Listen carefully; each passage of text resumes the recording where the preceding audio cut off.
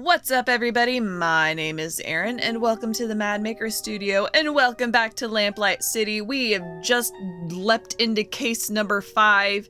Upton got fired for giving us these police sketches when she wasn't supposed to, but Chief Snelling might have us back on the case officially. He's given us a chance. We have until tomorrow afternoon to come up with something. So let's review our case book. Current case, the Justice Killer. There is no doubt that the serial murderer known as the Justice Killer and the flower shop burglar are one and the same. It's time to track him down and bring him to justice. We've got to find the Justice Killer and investigate Percival McDonough's office at the Houses of Parliament. Already immediately forgot how she pronounced his name. Apologies. We have no clues, no suspects, and we have these 4 documents which we are now going to read.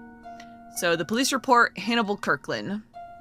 Age 32, cause of death, single gunshot to the head. Occupation, iron worker at Thorabum Ironworks, Chumley. Summary, police found Kirkland in his home after his foreman reported Kirkland's absent from work. Apart from the word justice written in blood, nothing unusual was found at the crime scene and no witnesses came forward. Investigation into Kirkland's personal life and habits revealed nothing of interest. Reggie Willingham, age 47. Cause of death, single gunshot to the head. Occupation, cabbie for Coulson's Cabs. Police found Willingham in his home after a missing persons report was filed by his employer. Crime scene was inspected, but aside from the word justice written on the wall in blood, nothing unusual was found. No witnesses came forward, and investigation into Willingham's personal life and habits revealed nothing of interest. Ennis Bowditch, age 29, single gunshot wound to the head. Occupation, construction worker at Gascoigne Chumley Bridge. Summary, police found Bowditch in his home after his employer contacted police. Crime scene showed signs of modus operandi of the so-called Justice Killer, but no other leads or clues were found. No witnesses came forward. Investigation and questioning of Bowditch's co-workers and former lady friend proved fruitless. Burley cause, 26, single gunshot to the head. Occupation, lamplighter, worked for the Central Lamp Depot, Worcester. Summary, Officer Douglas Parsons discovered cause in his home after a report of a gunshot was made by neighbor Ethel Williamson. Parsons surveyed the scene and found the word justice written in blood, but no other leads or clues. Investigation into cause's personal life and habits produced no further clues or leads. Well, let's get out there in the world, see what we can do. We got things to do. We're on a time crunch.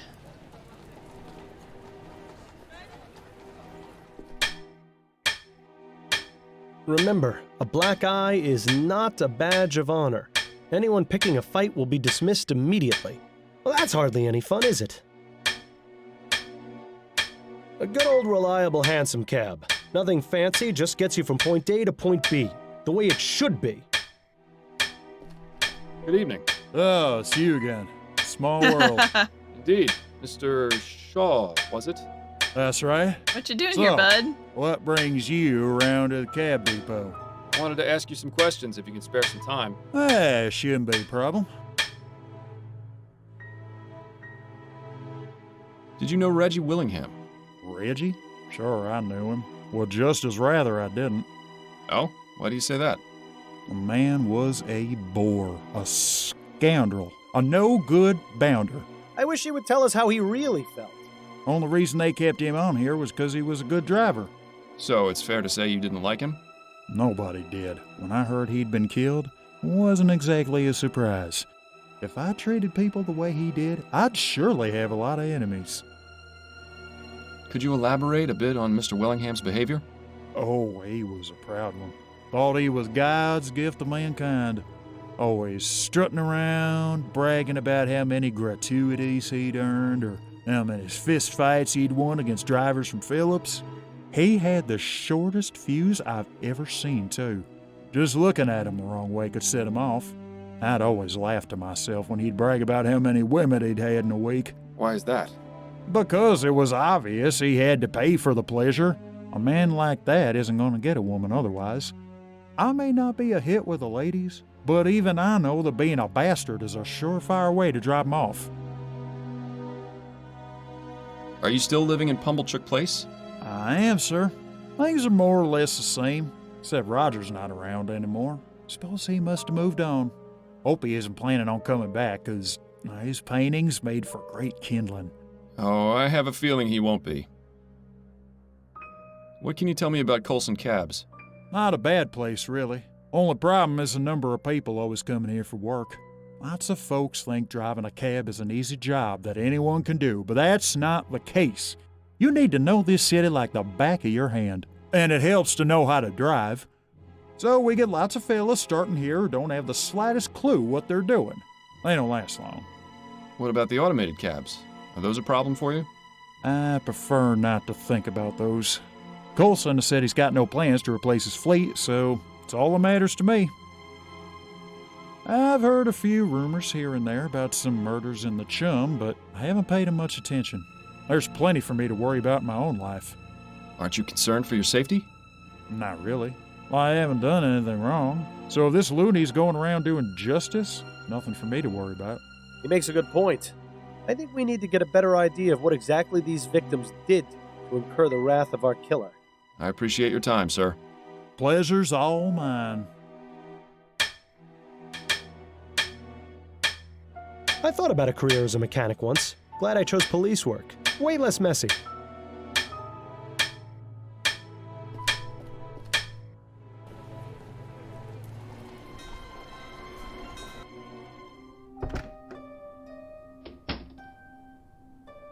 Silly me, how could I have thought to start this case without reading the newspaper?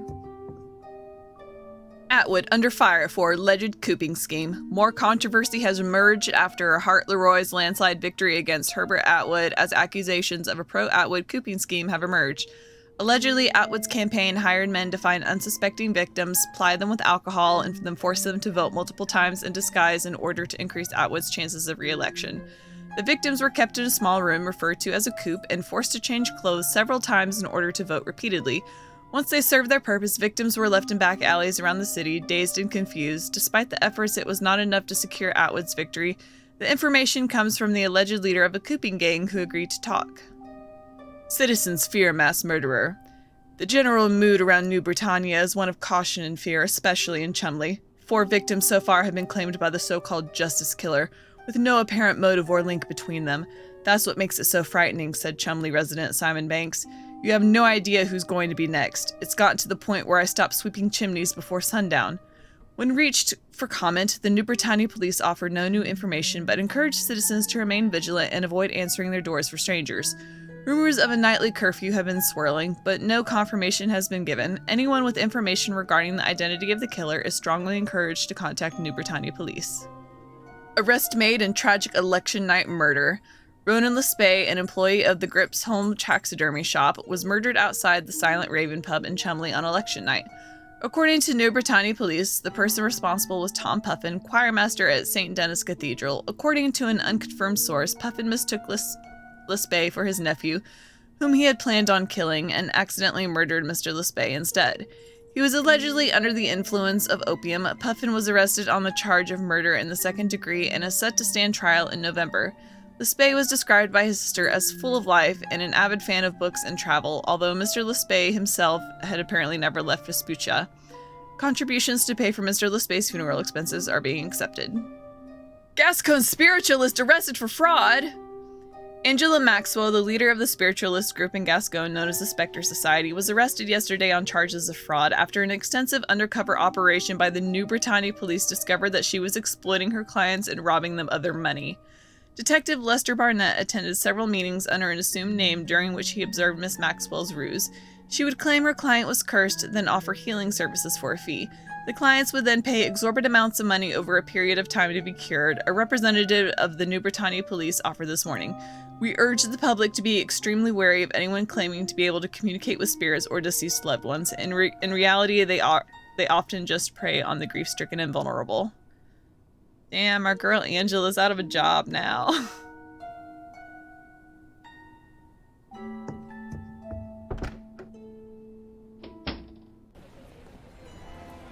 Are these locations going to disappear after we visit them?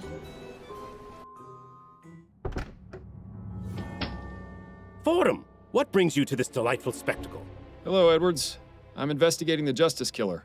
I believe I've got a very promising lead. I heard an officer mention new orders from Snelling, but I thought he was just pulling my leg. Feel free to have a look around. I'm just writing up the notes from my initial examination of the body, so I'll be happy to share my findings. Good. I'll just get started then. History books and political theory. I might die of boredom. Again. These appear to be books on cryptography. I suppose everyone needs a hobby. Ooh, fun. Is justice a code? Nothing but a bunch of boring documents. You'd think he could have at least been considerate enough to keep something scandalous in here. Looks pretty fresh. I wonder what the killer uses to write with.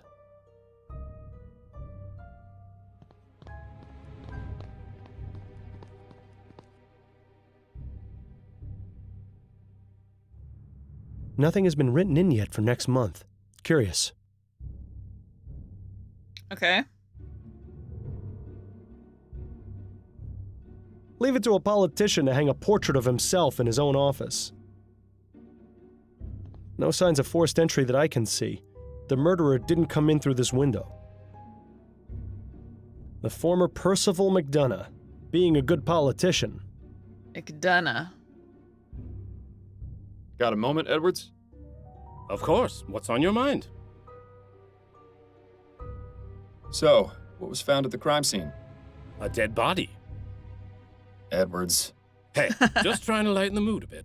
Anyway, there was also the word justice written in blood, as you can see on the floor there. Is that all? What more do you need? All the pieces are in place. This is the work of the Justice Killer.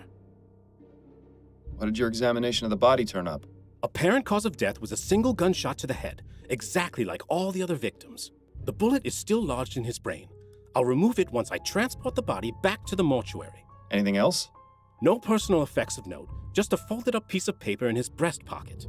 It's blank, so the police weren't interested. I assume you aren't either. Never assume, Edwards. I'll take it if you don't mind. Be my guest.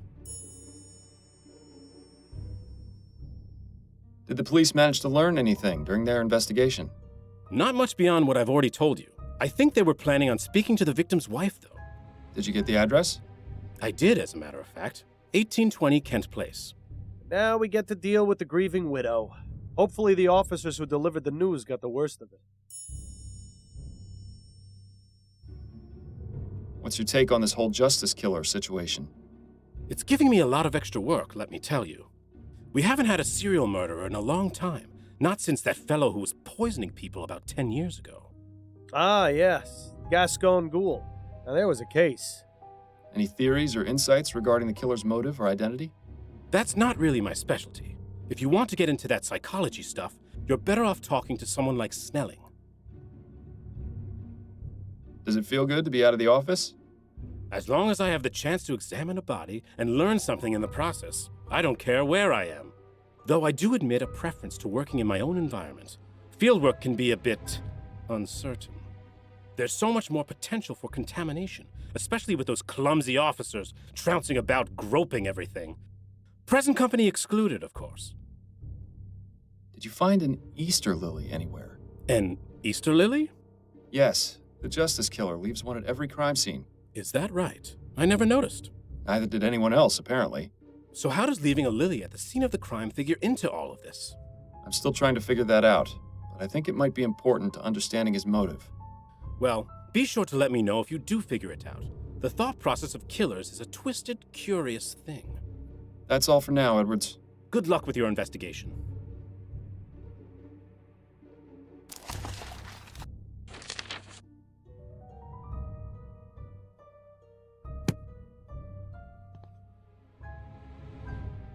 Oh, this is... Well, yeah, obviously. I just thought it was all one item. You click the calendar. Okay, torn page. Odd. The page for this month has been torn out. You suppose Edwards might know anything about that? Let's find out. I wasn't thorough in my clicking, my Got a pointing moment, and Edwards? clicking. Of course. What's on your mind? Edwards, did you notice McDonough's desk calendar? I did. This month has been torn out. I asked the officers investigating the scene, and they had no idea what happened to it. So it wasn't found in this room? That's right. My theory is that the killer took it.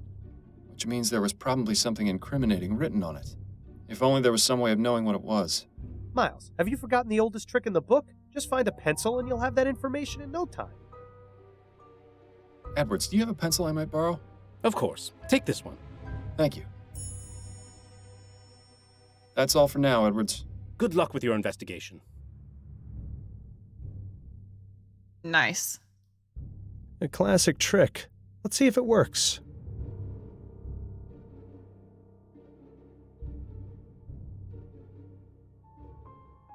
Intriguing. We'll need to find out who this Ruby is.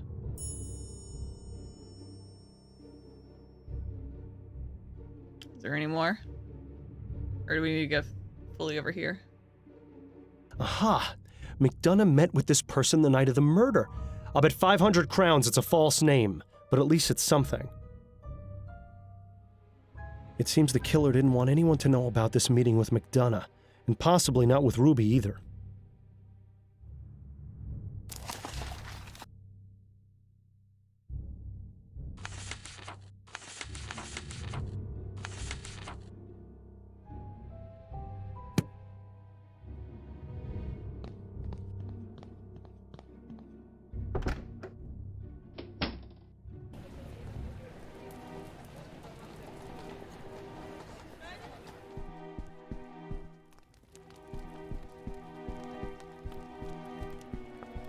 Ahem. What? Who are you? I'm Miles Fordham, private investigator. Your butler just announced me. Oh, of course. Forgive me. I was just, well, never mind. Please make yourself comfortable, Mr. Fordham. Thank you, Mrs. McDonough. Just a painting of some boring old aristocrat. Lord Alfred Edward Shufflebottom the Wise comes to mind when looking at this one. This one looks like a Lady Camilla Prudence Wigglewaddle the Grey. I think I'll call this one Lord Edmund Henry Lickspittle the Elder. They look expensive, but I bet they're totally worthless. I feel sorry for the sucker who has to clean them. Surely this one was called Lady Felicity Euphemia Beaversnatch the Simple. Oh, Bill, you're so creative. They look expensive, but I bet they're totally worthless. I feel sorry for the sucker who has to clean them.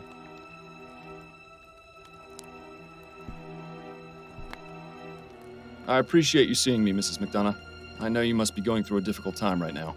What exactly is it you want from me, Mr. Fordham? I already spoke to the police about my husband's murder. I just have a few questions of my own. Oh, very well. How are you feeling, Mrs. McDonough? My husband of 42 years was shot in his office. How do you think I feel? Tactful as always, Fordham. How do you do it? My apologies. Perhaps that wasn't the most appropriate question. Is there anything I can do to help? You can start by finding the monster who murdered Percival. What can you tell me about your husband? I'll tell you the same thing I told the police, Mr. Fordham. Percival was one of the hardest working members of Parliament. He took his job extremely seriously. The recent election caused him a terrible amount of consternation, as I'm sure it did most people. He took Atwood's loss rather hard. Did you see much of him? I beg your pardon? Surely someone with such an important position in government could find themselves consumed by their work. Did he spend much time at home? He made it a point to come home and have dinner with me every night, even if he had to return to the office afterwards. And did that happen often? At least 3 or 4 times in a week, yes. He'd stay in his office working late into the night. As I said, he was very dedicated to his role. Sounds to me like she's quite dedicated to hers, too. Did your husband have any enemies? He was a politician, Mr. Fordham. Half the city hated him. Did he ever receive any kind of threats against his life? None that I was ever made aware of. I have no idea who could have killed him, let alone who could have gotten into his office to do it. He hadn't told me about any meetings or appointments this week either. Was it his custom to inform you of his work affairs? Oh, well, I've always taken an interest in my husband's work. He'd often mention initiatives he was working on or people he was meeting, that sort of thing. Nothing sensitive or confidential, you understand. Just conversation about his day. Can you think of any reason why your husband would have been murdered? Not really. He was a vocal opponent of the construction of the Gascogne-Chumley Bridge, but I hardly think that would have been sufficient reason to drive someone to murder. Why is that? Well, it's just a bridge, isn't it? There are plenty of other ways to get to Chumley. I meant, why was he opposed to it? Oh, because the amount of money required to build it is exorbitant. Public funds should be used on roads and buildings that are falling apart. What's the point of having something shiny and new if everything around it is in disrepair? Are you familiar with the art of cryptography, Mrs. McDonough? What an odd question. It's just I noticed several books on the subject in your husband's office. Oh, well, yes. Percival was interested in cryptography and secret messages and the like. He would sometimes leave me coded notes when we first began courting many years ago. What kind of notes? Oh, now, Mr. Fordham, those were private. But Percival got a thrill out of knowing I was the only one who could read them. Sometimes he would write them using a special ink that would only appear when the paper was heated. I can't remember the last time he did that, though. Do you know anyone named Shackley? No, I've never heard that name before. Why? I saw your husband had a meeting scheduled with him shortly before his murder. That can't be right. He didn't tell me about that. He always told me about his meetings. It was written on his office calendar, clear as day. As I said, I don't know who that person is. Why wouldn't Percival have told me about their meeting? Why indeed? Are you familiar with someone named Ruby? I can't say I am. Who is it? Just a name that's come up in my investigation. Sounds like the name of a trollop, or perhaps a dog. Have you heard of the Justice Killer? That was the name the police mentioned when they told me about Percival's murder. It's absolutely terrifying to think that one sick person could be capable of such evil. Why is he called the Justice Killer? What justice was done by murdering my husband? I'm afraid I can't answer that right now, Mrs. McDonough, but I intend to find out. Those are all the questions I have for now, Mrs. McDonough. All right, Mr. Fordham.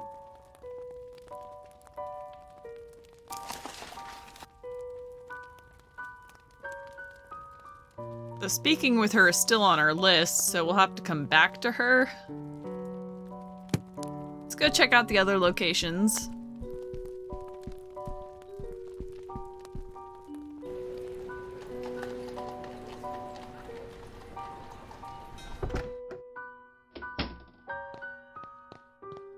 You there! What are you doing? I'm Miles Fordham. I'm trying to find out about... No time for that now! Get in here and shield your eyes! I beg your pardon? Just do it! What's going on exactly? Shh!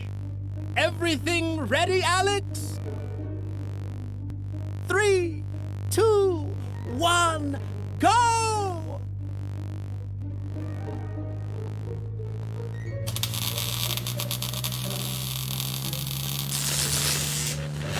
Amazing! It works! It works! What works? Etheric lamps! Our experiment was a success! What exactly have we wandered into here, Miles? Someone who's very passionate about his job. I wouldn't get too close to that thing. It might end up turning you inside out. So this is where all the lamps in the city come from. I can't believe I never bothered finding out before. Just a bunch of crap they used to build street lamps with. Too bad you didn't get a chance to read that sign before their little experiment. May I ask you a few questions? Of course! What would you like to know? What a fit. What a style. You worked with a man named Burley Cause, is that right? Yes, I heard he was killed. Such a senseless tragedy. It's a shame he missed out on our demonstration. He was really interested in etheric technology. Wasn't he concerned about losing his job to these technological advances? He had no reason to. It's been made clear to all the workers that there will always be a place for us, even if our jobs are made obsolete. Unlike some other places, we take care of our own here at the Lamplight Depot. How noble. But I'm pretty sure he's full of more hot air than the HMS Lenore. Is there anything you know about Mr. Caws's personal life that might be relevant? I know he was married, but I don't believe he had any children. Oh, and he used to talk about his love for fishing. Could you give me his home address? Perhaps his wife will be willing to speak with me. Yes, certainly. He lived at 820 Orchard Avenue, apartment 2A. Thank you for the information.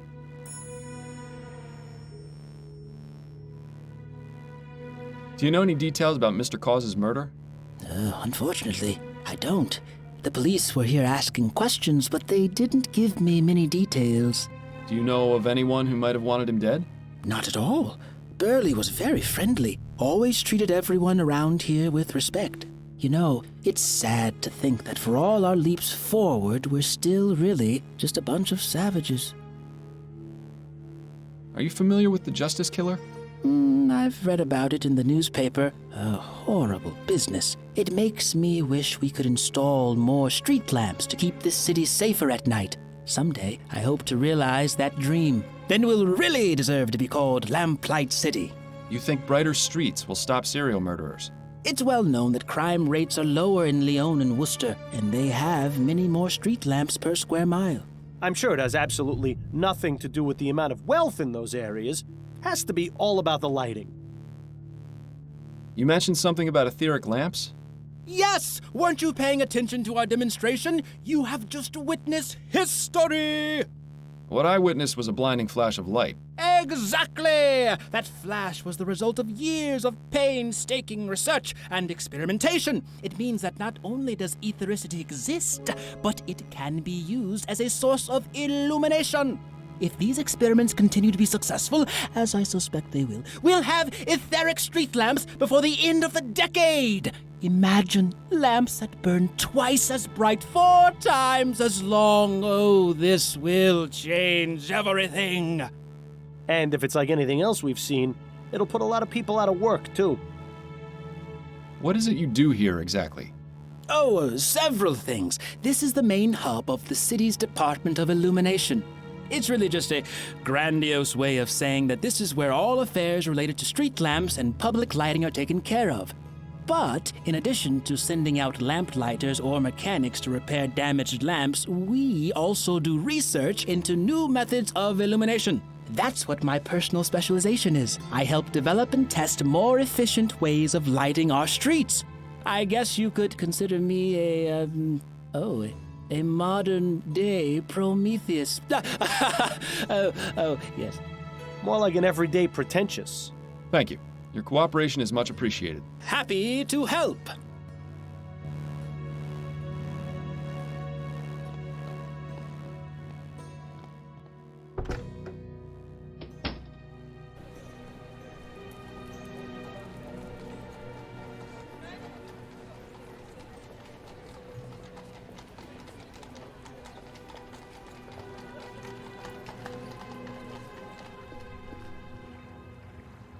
Safe for only 25 men at once.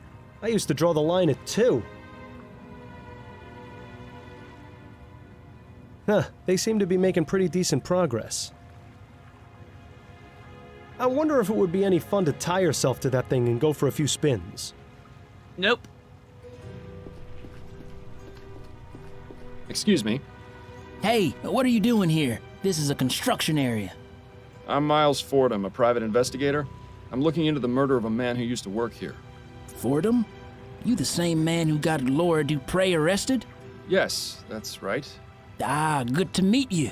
I'm Gerard. My sister Amelie used to work as her cook. Would tell me stories about how horrible Dupre was. Good to see some justice done for a change. Glad to be of service. And good to meet you as well, Gerard. So you say you looking into a murder? You talking about Bowditch? Yes, that's right. I had a few questions for you, if you don't mind. Nah, should be okay to talk for a few minutes. You worked with Ennis Bowditch, right? What can you tell me about him? Ennis was fun to talk to, always telling stories. Pretty sure most of them were made up.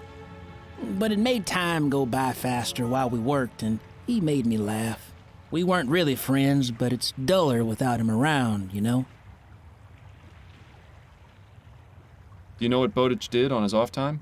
Not really. I only saw him on the job. But I know he was seeing a woman. I forget what he said her name was, though. Did he mention anything else about her? Oh, sure, but I don't think they are the type of thing that would help you, if you get my meaning. Right. Anything of a non-personal nature that might help me find her? Yes, he mentioned she worked as the serving girl at the ruined coffee house. I see. Thanks. Do you know any details concerning Bowditch's murder? I only found out when the boss man told us. Can you think of anyone who might have wanted him dead? Well, everyone here liked him. I don't think he owed no one money or nothing like that. But maybe someone at his other job wasn't so friendly with him. Who knows? Other job? Ennis also worked at the docks as a longshoreman. Well, that would have been handy to know sooner. Better late than never, I guess. Are you familiar with the Justice Killer? Justice Killer? No, I don't know anything about that. Who is he? A serial murderer. He's the one who killed Ennis Bowditch. And you trying to find him? That's the plan. Well then, I wish you luck. Ennis didn't deserve to die the way he did. I hope that murdering bastard gets what he deserves. So, the Gascon-Chumley Bridge is finally being worked on. That's right. The project started up again shortly after the election. That Leroy, he's not wasting any time. Maybe a good thing for this city and for the country. Indeed. I think it will be. How long before the bridge is complete, do you think? They say it will take 5 years, but who knows? As long as the work is steady, you won't find me complaining. Do you normally work in construction? Mostly. Sometimes I'd be doing other jobs here and there. But I'm lucky to have gotten this job. I think it will keep me in work for a long time. Which is good, because I have 3 mouths to feed at home. Be sure to watch yourself then. I hear these types of jobs can be dangerous. Oh, believe me, I know. One slip up and bam! That's the end of you. But I always watch myself. How's your sister doing? Good. She still works for the Dupre family, but with that monster Laura gone, she's much happier. She tells me the family is acting like the madame never existed, and the husband raised Amelie's pay, too. That does sound like an improvement. It's just a shame 2 others had to die for it. Thank you, Gerard. I appreciate the information. Not a problem, boss.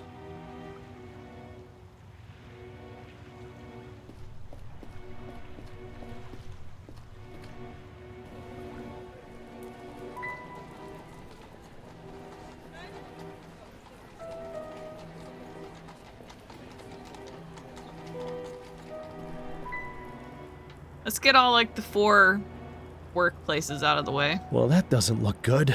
from the police reports from the previous victims. This place sure is big. I wonder if they actually make anything useful.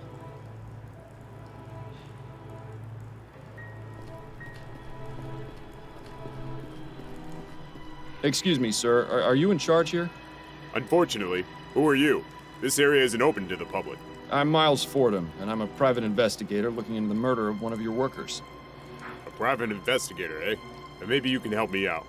I'll do what I can, but I'll need to ask you some questions, Mr. Mims. Sanford Mims. Go ahead, but make it snappy. What can you tell me about Hannibal Kirkland? A former employee here? Listen, I've got a lot on my mind right now. I understand, but it's important to my investigation that you tell me what you know about him. I'm sure it is, but as you can see, I've got a lot There to are deal with right so now. many Well, moving he's no help. parts Maybe in this we can case. figure out a way to help him help us. What happened to your iron mill? What's it look like? The damn thing went and got blown up. Was it in disrepair? Of course not. All my machinery is sound, checked and serviced regularly. This is the work of those goddamn Redites. I'm sure of it. What makes you certain the explosion was the Redites doing? Take a look, boy. The whole mill got taken out. Even if this had been a mechanical failure, which it wasn't, the explosion would have been contained to a single part of the machine. This couldn't have been anything other than sabotage. Have you had problems with the Redites before? They've sent anonymous letters, but this is the first time they've actually carried out one of their threats. How long have you been the foreman here? Sometimes I think it's been too long. Things were so much easier before we got these machines. They keep saying they're supposed to improve our lives, but they've been nothing but trouble. I've already had 5 of my best men get mangled by some of them. And then there's these damn fools blowing things up. My hair wasn't this gray 5 years ago, you know. I swear one of these days, I'm just going to pack it all up and retire. Let someone else deal with these damn things. You're absolutely sure this was sabotage, then? Yes. How many times have I got to tell you that? Listen, you said you were an investigator, right? So find out who did this to my machine. If you do, I'll help you out with whatever else you wanted to ask me about. Looks like we haven't got much of a choice. He seems pretty upset about his machine. I'll see what I can do. I'll be going now. Be careful on your way out.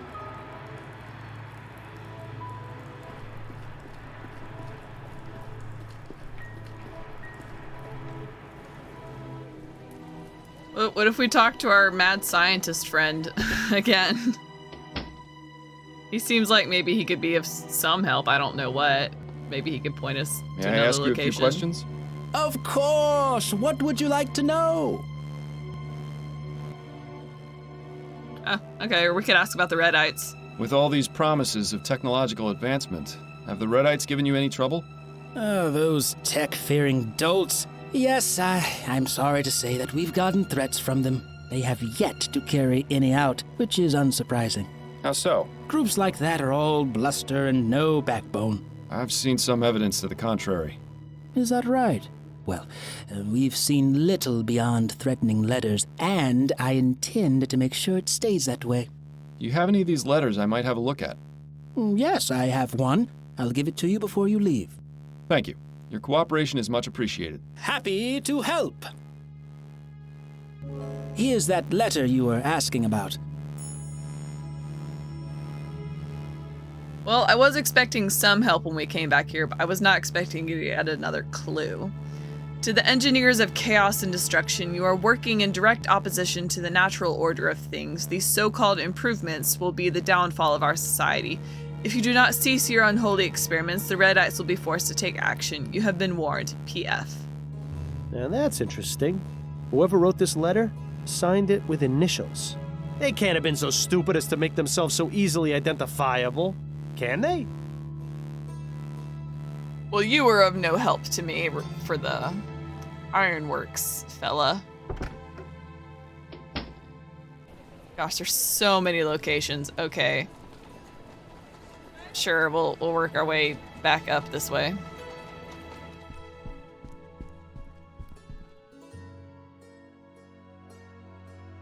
Apartment 2A. This is the place. The number is a bit faded. Is this 2B or is it not 2B? That's the question. And I thought the housekeeping in my apartment was bad.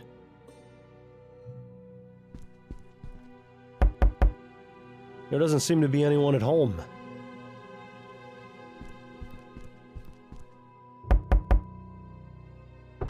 Yeah? May I help you, young man? Hello, madam. My name is Miles Fordham, and I'm a private investigator. I have some questions about your neighbor. You mean my former neighbor? Yes. In any case, I'd appreciate it if you could help me with some information. Nah, I don't think so. The last person to ask me about him was that awful policeman. I don't want to have to go through that again. I'm sorry you had a bad experience, but I can assure you I won't give you a hard time. Well, that's easy for you to say, but actions speak louder than words. Uh-oh. I think I know where this is going. Is there anything I can do for you then? Well, since you asked, my layabout husband is out wasting our retirement fund with his drinking. Go find him and bring him back here. Then maybe we can talk.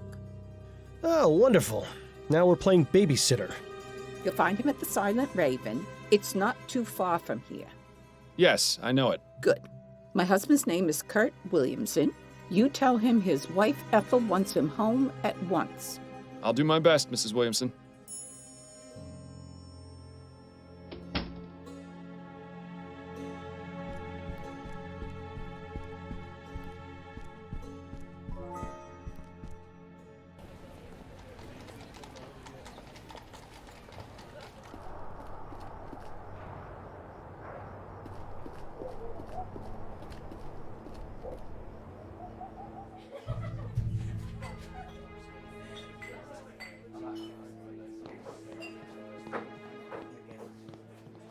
Excuse me, barmaid? Hi, what do you need? Do you know anything about the man sitting at that table over there? Not really. He comes in here a few times a week, but he mostly keeps to himself. I see his type all the time, though. Older, probably retired and looking to escape his home life. I feel sorry for him, but that sort of customer is my bread and butter. Are you familiar with the Justice Killer? What is that, some fancy drink concoction? No. It's the name that's been given to a serial murderer here in the Chum. I see. Never heard of him. And if he's smart, he won't show his face around here. You know, this place suddenly feels just a little bit right? safe. How are things here now that the election hubbub has subsided? Oh, right. I thought you looked familiar. You were the one in here asking about the fellow who was killed. That's right. Well, there hasn't been too much excitement since then. I've hardly had to toss anyone out, which is a right shame. Why's that? Kicking out a rowdy customer shakes things up a bit on a quiet night like this. Gets the blood flowing, you know? What would a customer have to do to warrant being thrown out? My general rule is if they're being a nuisance, they're out. If they try to pick a fight or are just being generally disrespectful, it's a one-way ticket to the pavement outside. Good to know. I appreciate you taking the time to chat. Yeah. Been pretty quiet in the streets of late, hasn't it, Bertie? You noticed too? I thought it was just me. I'm not complaining, mind you. It's nice to be able to go out and about without stepping over half the chum in the process. Indeed. What do you reckon's the reason for it? Not a clue. Can't be illness. We'd have heard something by now. Whatever it is, let's just Oh, hope it my keeps bad. up. We can move. Excuse me, are you Kurt Williamson? That's right. Who are you? Miles Fordham. I'm a private investigator. Oh, yeah? What is it you want from me? Ethel sent me to tell you she wants you to come home right away. I should have known. I can't get away for more than a few hours before she's put the entire city on high alert. How much of my retirement fund did she waste on getting you to come down here? I'm only doing this because I need some information. The joke's on you, then. You can just go back and tell her I'll come home when I'm damn well ready. Why is it you're so averse to returning home? I enjoy going out and having a good time. Is that so wrong? Your wife told me she doesn't like you spending your money on drink. What I spend my money on is none of her business, and even less of yours. What's this world coming to when a man can't even drink in peace without all his affairs shouted from the rooftops? You know, this whole situation seems awfully familiar. Listen, Mr. Williamson, I think I know what you're going through. Oh, yeah? My wife and I were having a rough patch. I wasn't being honest with her, and it nearly drove us apart. But you managed to fix things. Yes, I was fortunate. I did the right thing before it was too late. And what did you do? He doesn't need to know about this first one. It was simple. I just communicated honestly and openly with her. I told her what was wrong and how I was feeling. And you know what? She listened. Have you ever told Ethel why you like going out? No. I assumed she wouldn't understand. I really wish she would come out with me, but I know she'd never agree. How do you know? Have you actually talked to her about this? Well, no. Well, then maybe you should. If she knew you wanted company, she might just give it a try. You know, I never thought of it like that. I'm going to go home right now and tell her. And if she refuses, well, at least I asked, right? That's the spirit. Thanks for the advice, friend. He was a lot really more do cooperative appreciate than I it. thought he would be. Not bad. I have to say, I'm impressed.